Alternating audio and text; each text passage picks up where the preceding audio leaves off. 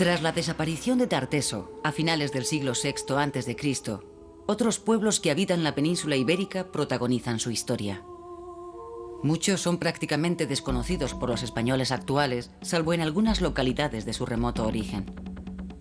Y sin embargo, en ellos se encuentran muchas de las características que han jalonado la forma de ser de los habitantes de la península ibérica y han construido su peculiar historia.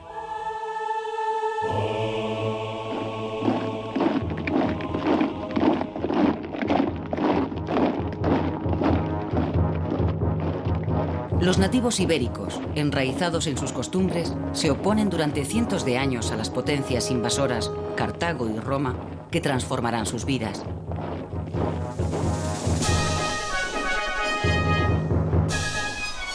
Y en la resistencia se forjan las gestas, los hechos resonantes que han prolongado sus ecos por las voces de los profesores en los oídos infantiles de muchas generaciones. Sagunto, Numancia, Viriato, heroicidad y valentía, tragedia y sangre. Pero más allá de los hitos, la historia intenta hallar el sendero adecuado en el laberinto del mundo prehispánico, pleno de enigmas, de diferentes caminos, de pueblos que se entrecruzan en Iberia. Turdetanos, bastetanos, oretanos, carpetanos... El nombre que los comerciantes griegos dieron al conjunto del territorio peninsular por la forma como llamaban a uno de sus ríos, Iber, el Ebro. Historiadores, geógrafos y literatos clásicos rememoran las características de estos pueblos prehispánicos antes de su conquista.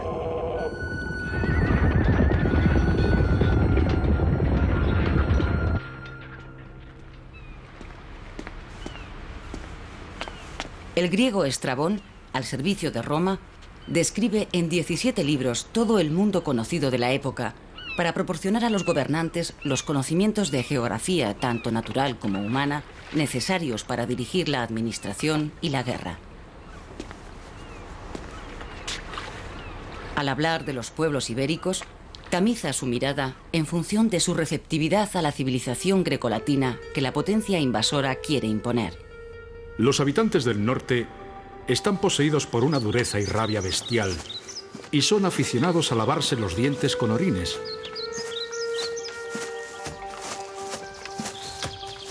Mientras los turdetanos, herederos de los tartesios, son de costumbres dulces y cultivadas. Tienen fama de ser los más cultos entre los iberos. Poseen gramática y escritos de antigua memoria, poemas y leyes en verso que ellos dicen de 6.000 años.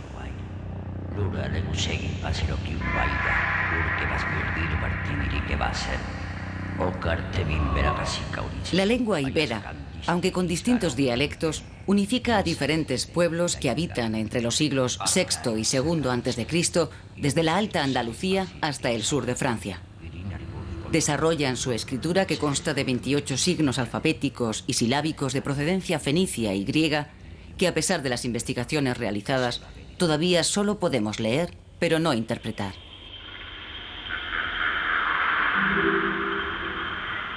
Los signos son frecuentes en documentos contables hechos en tablas de plomo o en la cerámica.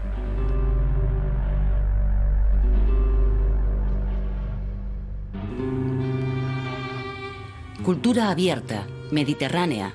En Cataluña, el Valle del Ebro, Valencia, el sudeste, la Alta y la Baja Andalucía, se construyen ciudades, aparecen poblados, se realizan bellas esculturas, se emplean tornos de alfarero y se generaliza el uso del hierro.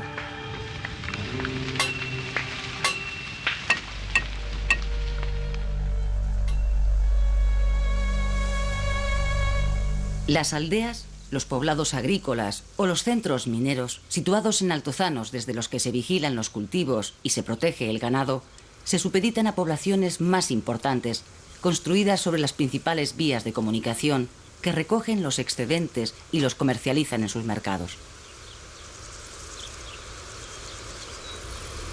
Un incipiente proceso de urbanización crea centros urbanos que se convierten en capitales de un amplio territorio.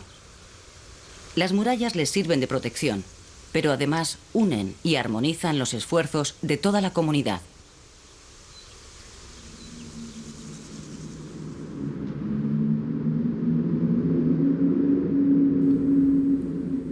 urbanismo es aún poco complejo. Apenas hay diferencias arquitectónicas entre unos espacios y otros. No hay palacios, ni teatros, ni grandes almacenes o edificios públicos.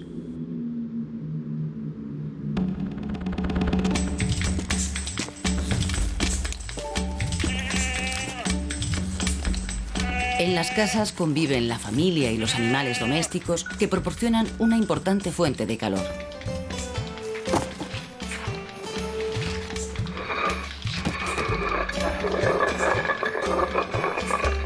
Todo se produce en el propio hogar. Vestidos, calzados, muebles, herramientas.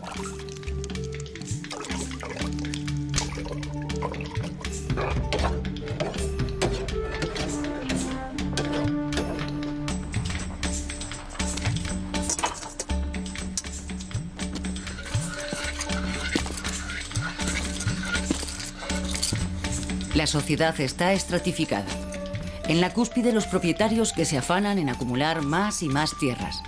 Bajo ellos, otros hacendados más modestos, los comerciantes y los artesanos. Y al fin, los desheredados, peones que trabajan a las órdenes de capataces en los campos o en las minas, y algunos esclavos, producto de botines de guerra.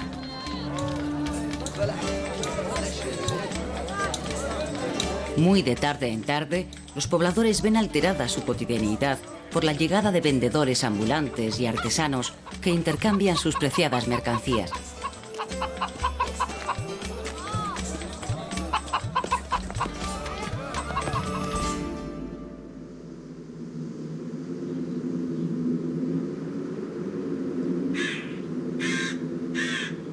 La agricultura y la ganadería son la base económica de la sociedad ibera. Olivos, vides, árboles frutales, hortalizas, cereales salpican el paisaje mediterráneo en el que viven.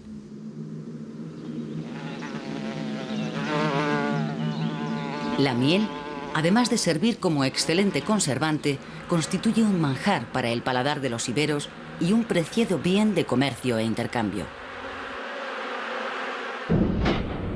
El mayor enemigo para los agricultores iberos es el conejo. Una especie que despierta la curiosidad de los griegos al llegar a la península ibérica, pues para ellos es desconocida.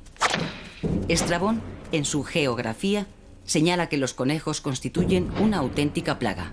Los animales dañinos son raros, excepción hecha de unas liebrecillas que agujerean la tierra y algunos llaman levérides. Como se alimentan de raíces, destruyen plantas. Son animales imposibles de combatir, dada su multitud. En muchos lugares existe también una importante riqueza minera. Los textos de Estrabón recogen antiguos testimonios que cuentan que en la Bética, correspondiente a la actual Andalucía, habría más oro, plata y hierro que en el resto del mundo.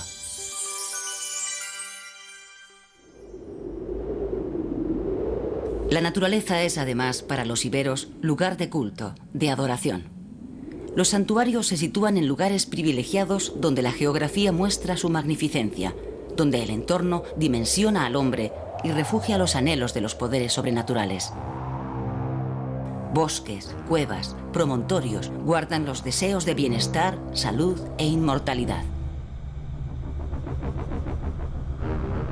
Los iberos colocan en esos enclaves figuritas y exvotos, a veces solo trozos, una mínima escultura que representa la pierna dañada, la mano herida, el rostro de la persona enferma, el animal doméstico necesario para cultivar la tierra.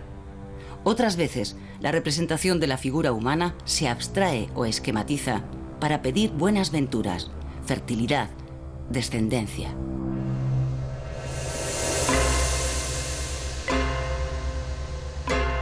La muerte se solemniza con grandes monumentos conmemorativos.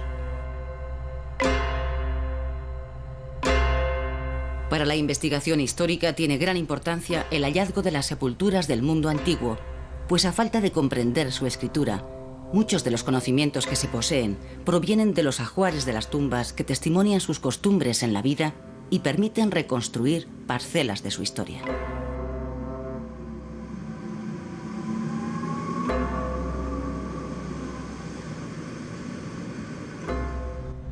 El arte perpetúa la ideología de reyezuelos, príncipes o jefes que reclaman para sí el designio de los dioses.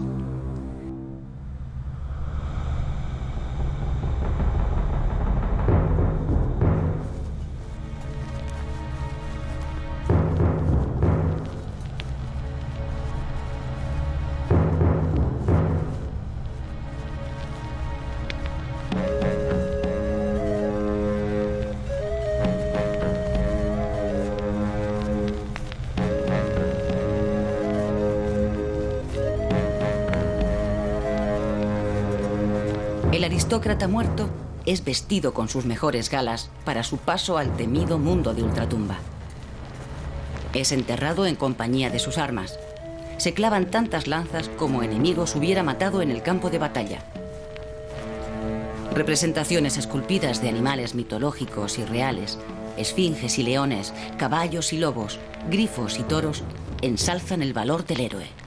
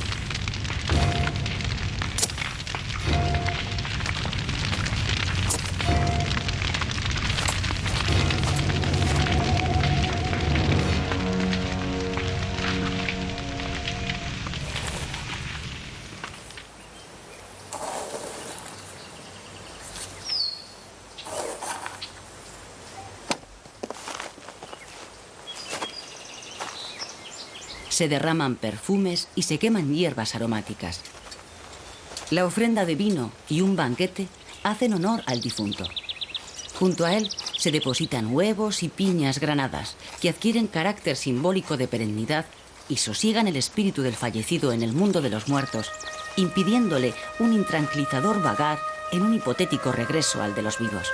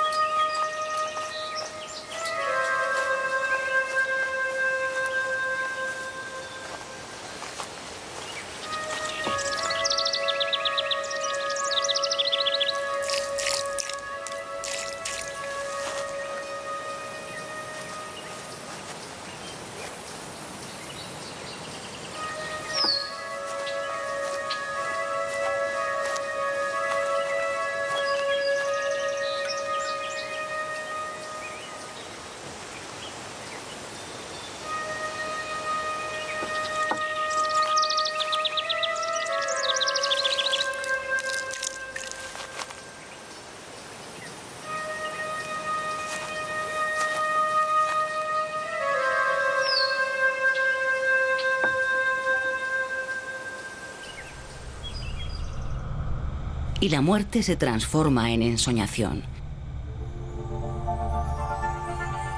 Y los artesanos se inspiran en la realidad para idealizarla, y de la talla surgen damas fascinantes, mujeres ante las que solo cabe la adoración, diosas madres que desentierran las expresiones y los sentimientos iberos para hacerlos inmortales en el tiempo.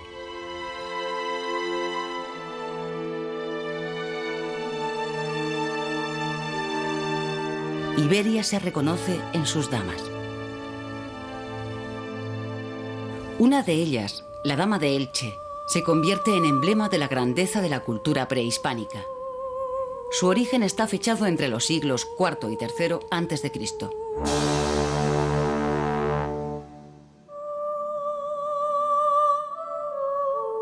Descubierta en 1897 por Manuel Campello, pocos días después, la escultura es vendida al hispanista francés Pierre Paris.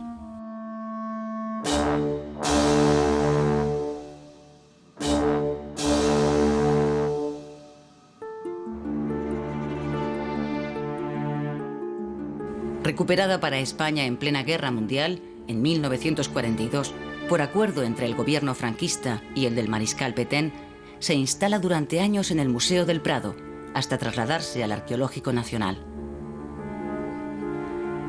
Calmadas las olas chauvinistas y recuperadas sus señas de identidad, la Dama de Elche, de la que solo se conserva el busto, parece formar parte de un monumento funerario en el que se guardaban las cenizas de un difunto. Admirada gracias a la perfección de sus trazos y a su primitiva belleza por artistas como Picasso, la Dama de Elche engrandece la historia de los antiguos iberos, capaces de expresar con el arte las más profundas emociones.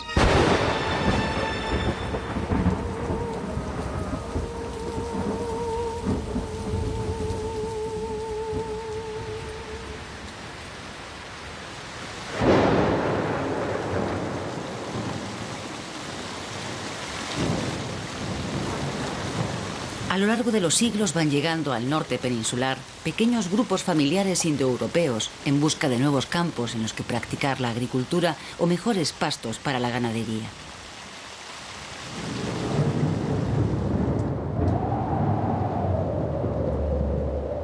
En su peregrinar hasta sus lugares de asentamiento definitivo, van mezclándose con otras poblaciones nativas, intercambiando pensamientos y adaptando su idiosincrasia con nuevas formas de vida.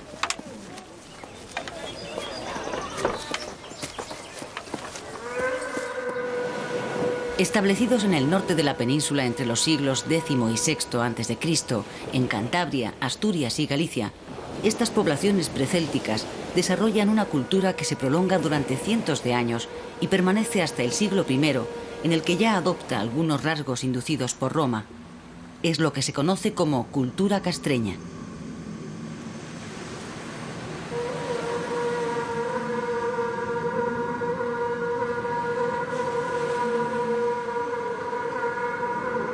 Los galaicos, que habitan en el noroeste peninsular, astures y cántabros en el norte, hermanan tradiciones.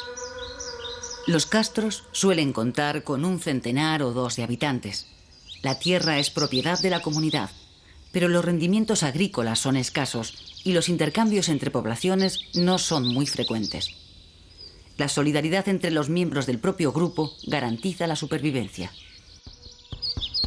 Solo las armas, algunos enseres domésticos, aperos de labranza, adornos y joyas pueden pertenecer al ámbito individual o privado. Pero a pesar de un cierto igualitarismo, se ha podido comprobar que las sociedades norteñas están jerarquizadas y no todos los miembros de la comunidad tienen el mismo estatus social o económico que otros.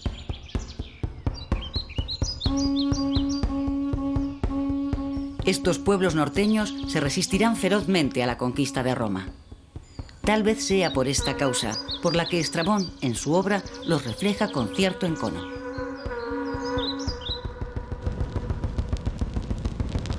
Comen sentados sobre bancos construidos alrededor de las paredes, alineándose en ellos según sus edades y dignidades. Los alimentos se hacen circular de mano en mano. Mientras beben, danzan los hombres al son de las flautas y trompetas, saltando en alto y cayendo en genuflexión.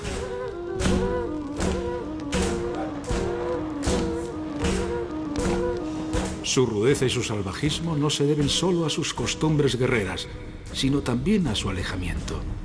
Pues los caminos terrestres y marítimos que conducen a estas tierras son largos, y esta dificultad de comunicaciones les ha hecho perder toda sociabilidad y toda humanidad. Viven con mucha austeridad. Hacen una sola comida al día y duermen sobre jergones de paja. Viven sin preocupaciones porque dejan transcurrir su vida sin más apetencia que lo imprescindible.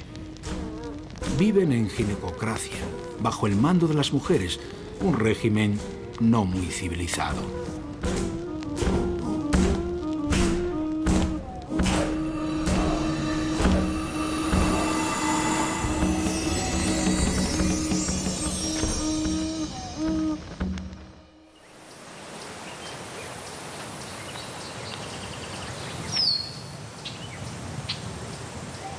La ginecocracia consiste en que, a diferencia de otras sociedades patriarcales, la mujer no solo desempeña, como en las demás civilizaciones, un importante papel, sino que además este le es reconocido socialmente.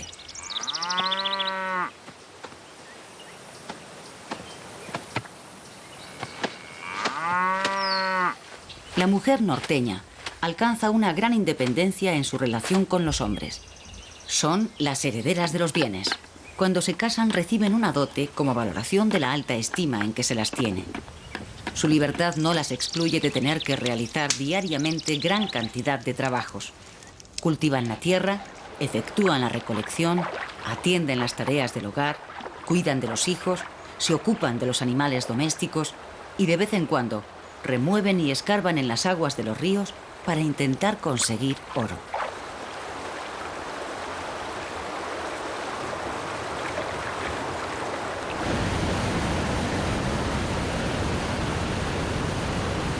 En la naturaleza está la cotidianeidad, pero también se encuentra la religión.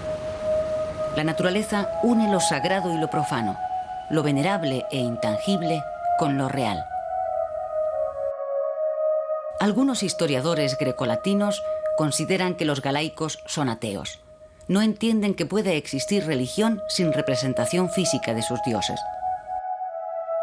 Los galaicos no tienen necesidad de ello porque los dioses están inmersos en los bosques, en los misterios de las plantas, en el secreto de las sendas.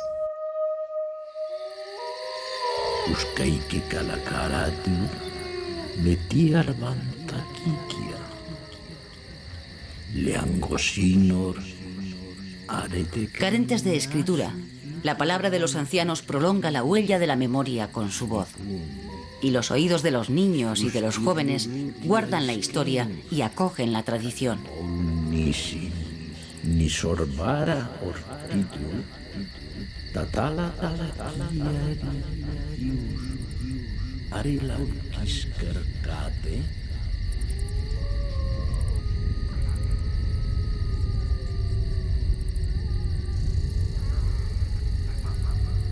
Un consejo de ancianos ocupa la cúspide social.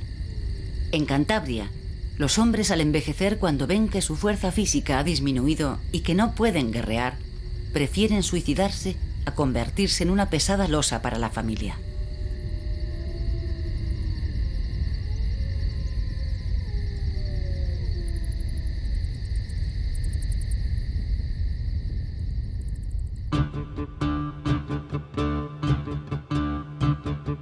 En el oeste peninsular, los lusitanos ocupan el territorio comprendido entre el Duero y el Guadiana. Hablan una vieja lengua derivada del indoeuropeo anterior al celta.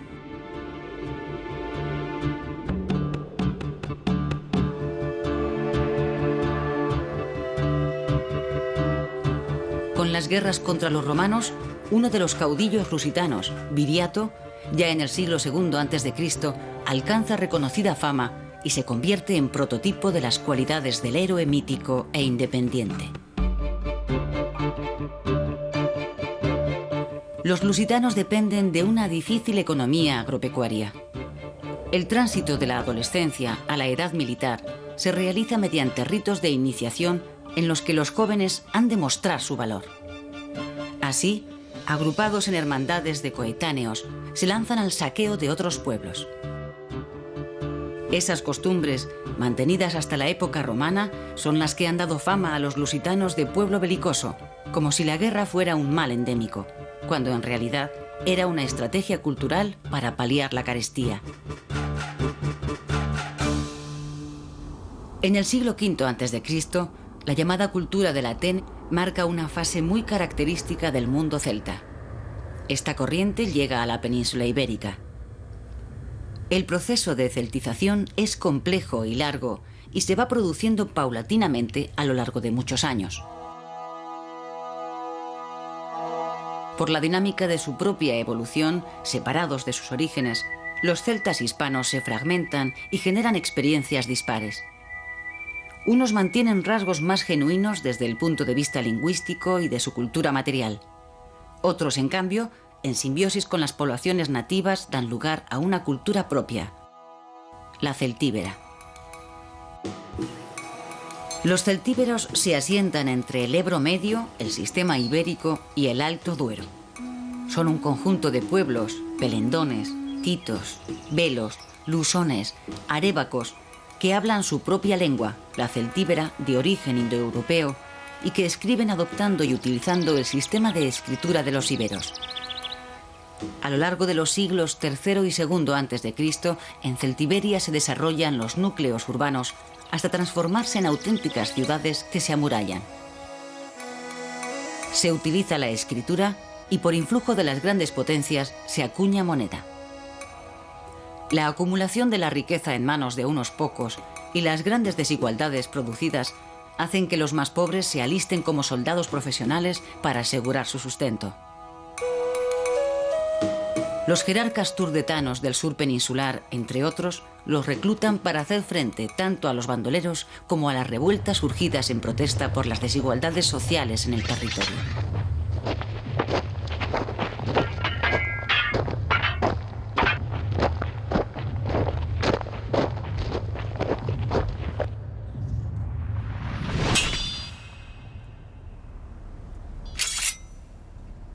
Son crueles en sus costumbres hacia los malhechores y enemigos, pero honorables y humanos con los extranjeros. Aquellos que llegan ante ellos los invitan a detenerse en sus casas y se disputan entre sí por la hospitalidad. Y aprueban a todo aquel que atiende a los extranjeros, considerándolo amado por los dioses. Feroces, arrojados, valientes y leales con sus patronos, los soldados celtíberos dejan los cuerpos de sus muertos en la batalla a plena intemperie para que los buitres, tras devorarlos, transporten su valeroso espíritu al cielo, donde les espera la otra mitad de la vida, mientras que los seres comunes, alejados de gestas tan sangrientas, cuando mueren, son incinerados.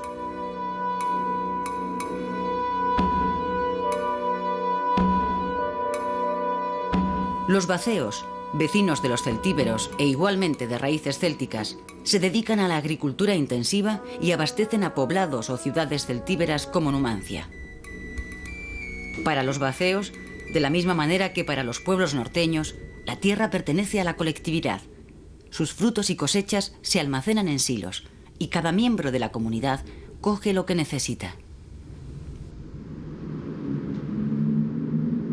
En el territorio de las actuales provincias de Ávila, Salamanca y Zamora, los vetones, también de origen indoeuropeo céltico, sortean las dificultades geográficas para cuidar y proteger sus rebaños.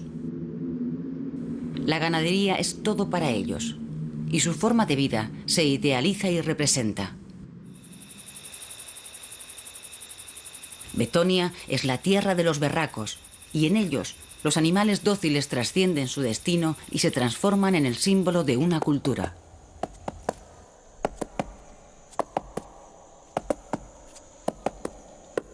Al frente de la sociedad vetona se sitúa una minoría guerrera que posee excelentes caballos y armas. El caballo es un animal fundamental para los vetones en el paisaje en el que transcurren sus vidas. Su posesión, uno de los más preciados bienes. Enterrados en el ajuar funerario de las clases privilegiadas, destacan los bocados y espuelas de sus caballerías.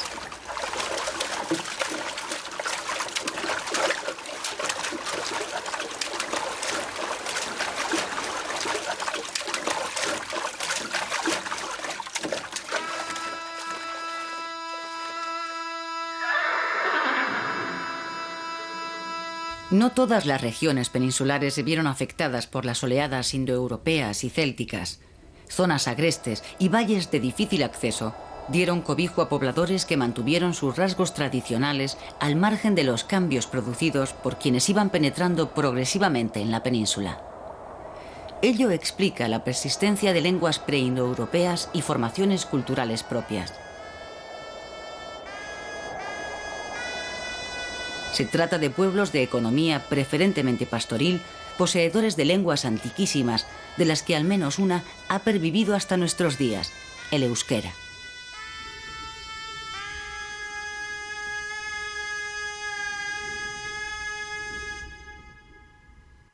Los vascones ocupaban la actual Navarra y parte de Aragón.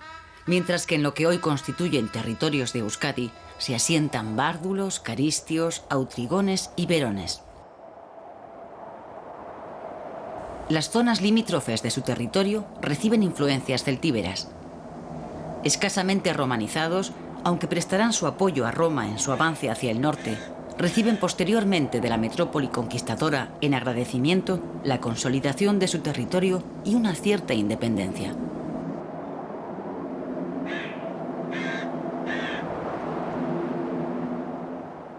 Muchos de los pueblos que protagonizan en Iberia la transición de la Edad del Bronce a la Edad del Hierro mantienen contactos e intercambios entre sí que se prolongan hasta entrada la época romana.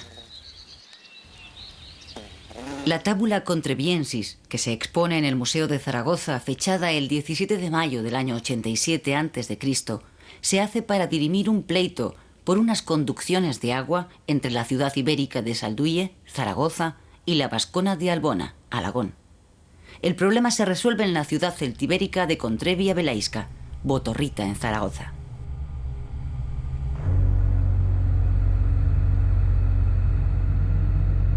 Las potenciales riquezas de los pueblos prehispánicos son también, junto al origen de su bonanza, la semilla de sus sufrimientos.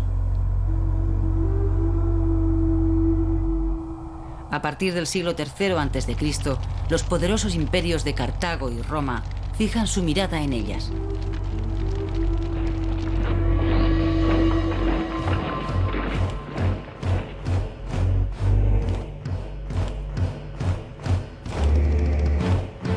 El odio que se profesan cartagineses y romanos ensangrentará Iberia.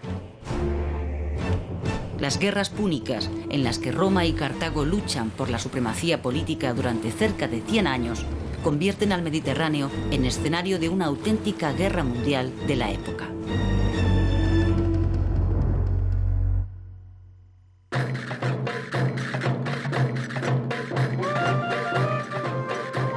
Cartago es una ciudad-estado que, ante el ocaso de los fenicios, ha aprovechado su herencia para convertirse en una nación con intereses comerciales en diferentes lugares del Mediterráneo. Sicilia, Cerdeña, costas africanas, península ibérica.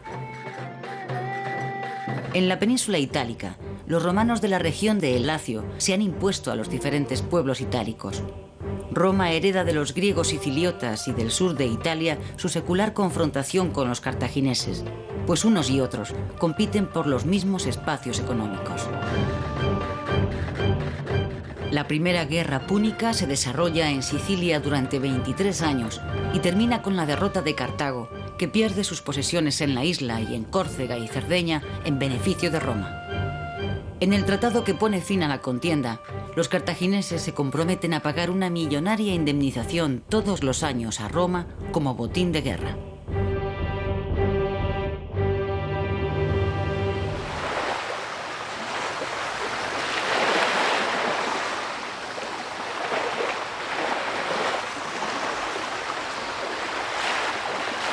Cuatro años después de finalizar la primera guerra púnica, en el año 237 a.C., los cartagineses desembarcan en Cádiz. A su frente, uno de sus más prestigiosos generales, Amílcar, de la familia Barca.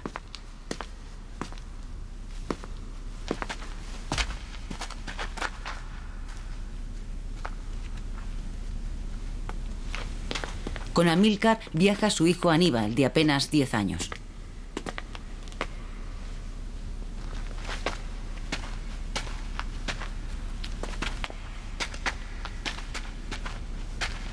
Según cuentan las fuentes históricas clásicas, su padre le ha conminado a hacer un juramento de odio eterno a los romanos.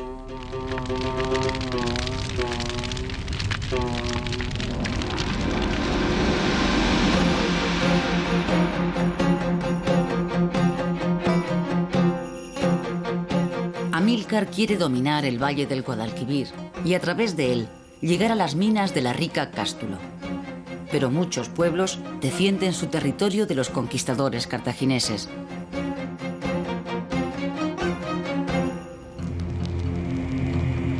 Dos jefes iberos, Histolacio e Indortes, se enfrentan con sus guerreros al poderoso ejército púnico. Istolacio muere en la batalla. Indortes es capturado y, después de dejarle ciego, sometido a crueles torturas antes de crucificarlo. Amílcar aplica una implacable represión que alterna con periodos de política más benévola para atraerse a los nativos. Incorpora en sus filas a miles de los prisioneros hechos para que fortalezcan su ejército. Tras derrotar a los diferentes pueblos indígenas, se dirige hacia las costas levantinas, donde funda Acraleuque, en la actual Alicante, como centro de operaciones. Amílcar emprende una campaña guerrera contra los pueblos del interior para consolidar los dominios levantinos, y en una de las batallas contra los oretanos, en Élique, cae mortalmente herido.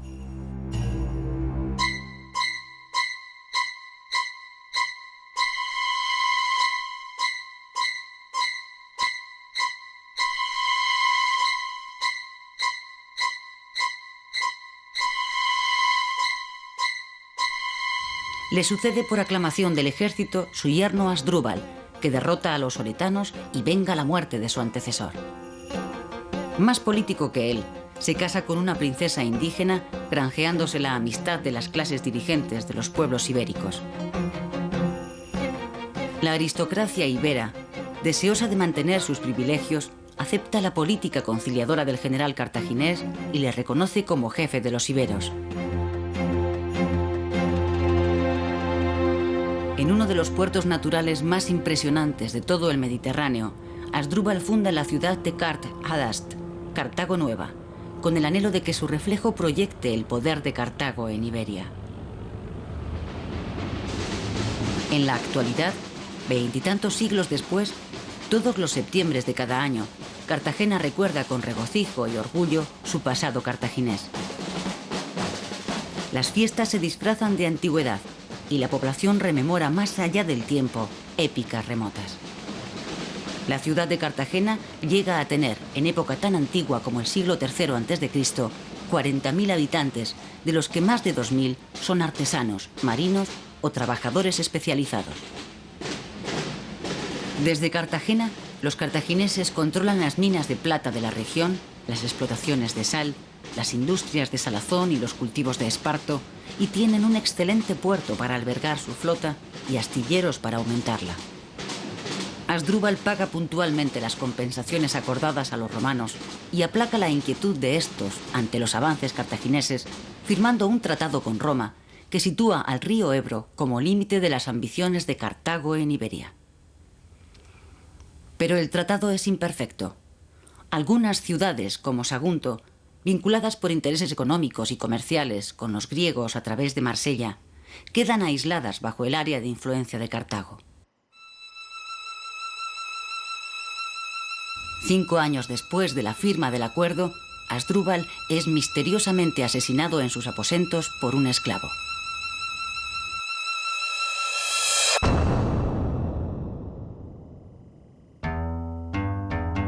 Aníbal es proclamado general de los ejércitos cartagineses. Sus marchas guerreras le proveen de botines, nuevos tributos de las poblaciones sometidas, soldados y esclavos para el duro trabajo en las minas.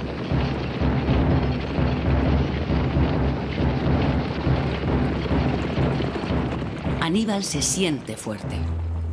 Al fin puede cumplir el ciclo que inició su padre: recuperar fuerzas y vengar la humillación que en la primera guerra púnica su pueblo sufrió ante los romanos. Las dos potencias esperan el enfrentamiento. Solo necesitan un pretexto que desate las hostilidades. Ese es Sagunto. Unos leves incidentes de los saguntinos con poblaciones vecinas bajo dominio cartaginés deciden a Aníbal a conquistar la ciudad que por el tratado firmado con los romanos queda bajo su ámbito. Roma prefiere que Aníbal consuma su propósito y así hallar la excusa moral que justifique enfrentarse a Cartago. La ibérica Sagunto es sacrificada. Tras sucumbir, después de 8 meses de resistencia, Roma declara la guerra a Cartago. Abiertas nuevamente las hostilidades con Roma, Aníbal inicia la gesta que determinará el halo épico con el que le envuelve la historia.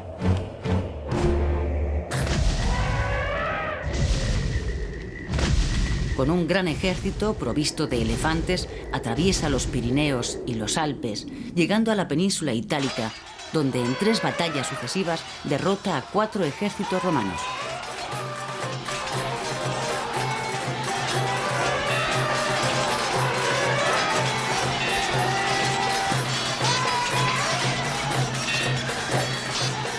Roma, amenazada, valora la importancia que para la estrategia cartaginesa tiene la península ibérica y contraataca.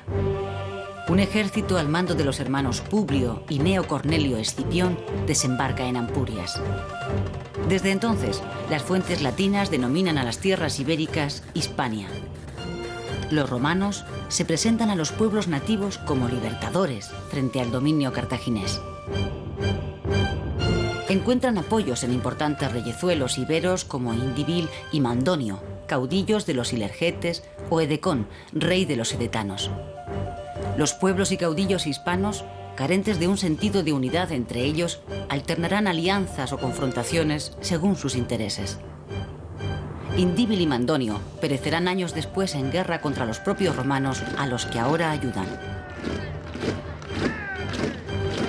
Los escipiones avanzan con rapidez hacia el sur, derrotando a los ejércitos cartagineses y a sus aliados, pero encuentran la muerte cuando intentan conquistar Urso, Osuna y Cástulo.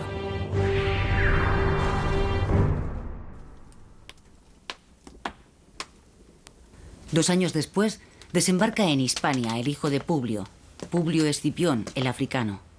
Conquista Cartagena, con lo que Aníbal pierde el importante puerto desde el que llegaba el apoyo de su campaña en Italia. Luego caen los últimos reductos cartagineses en el valle del Guadalquivir.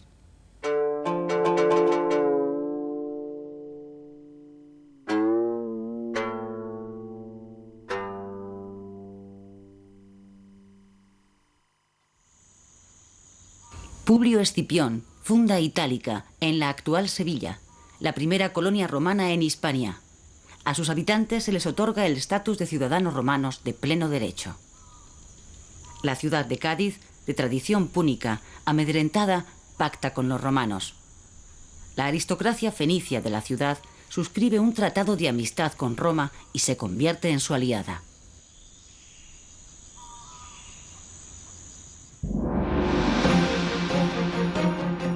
Perdida la península ibérica, la suerte de Aníbal está echada. Escipión desembarca en África. Aníbal, que había perdido la visión de un ojo en la travesía de los Alpes, regresa de Italia para defender Cartago. Es derrotado en la batalla de Zama.